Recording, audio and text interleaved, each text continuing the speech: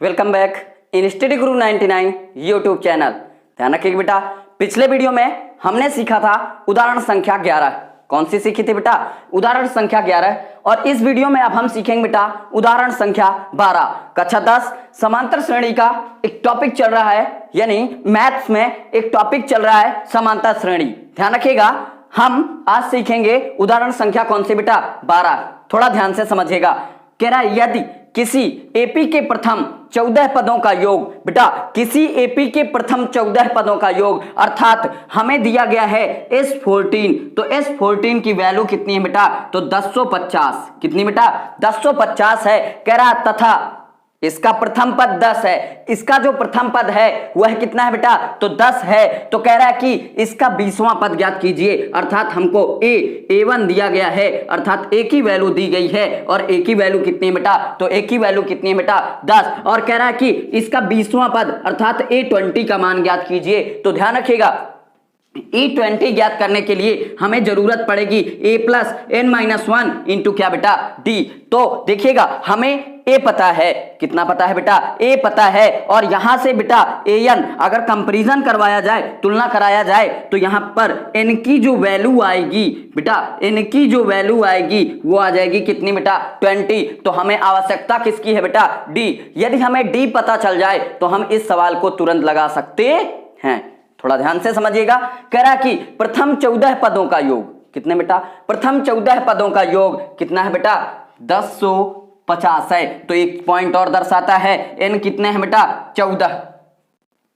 प्रथम 14 पदों का योग 1050 है। तो देखिएगा Sn बराबर फार्मूला होता है, Sn बराबर फार्मूला होता है बेटा n/2, बेटा n/2 2a plus n-1 into क्या बेटा? D।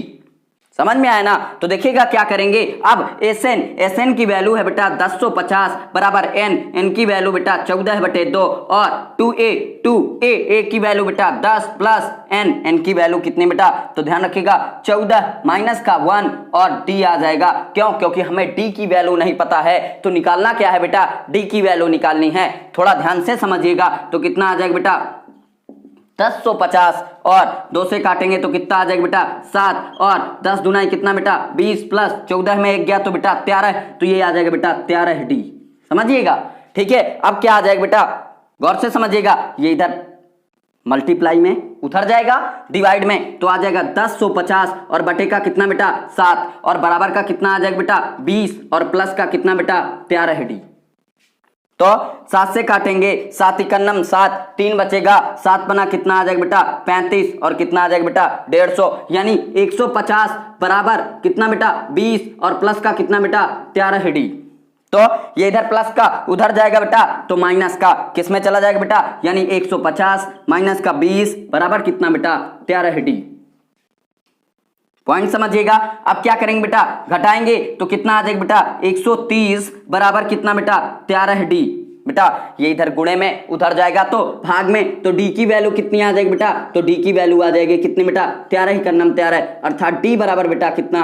10। D की वैल्यू कितनी आ जाएगी बेटा? 10। इसमें D की वैल्यू रख दीजिएगा और A20 का मान ले लीजिएगा। तो A20 बराबर कितना बेटा? A की वैल्यू कितनी बेटा? तो A की वैल्यू 10 प्लस n की वैल्यू कितनी बेटा? 20-1 इंटू D, बेटा D।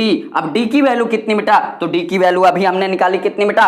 10। यहाँ पर 10 रख लीजिएगा तो कितना आ जाएगा? A20 बराबर 10 प्लस 20 में 1 गया तो कितना? 19, और 19 में 10 का गुणा कराएंगे तो आ जाएगा कितना बेटा? 190। कितना आ जाएगा बेटा? 190। तो A20 अर्थात A 20वां जो पद आएगा वो कितना आएगा बेटा? तो 200 आ जाएगा। कितना आ जाएगा बेटा? 200। और यही हमारा क्या होगा बेटा? आंसर। समझ में आया ना? Note down.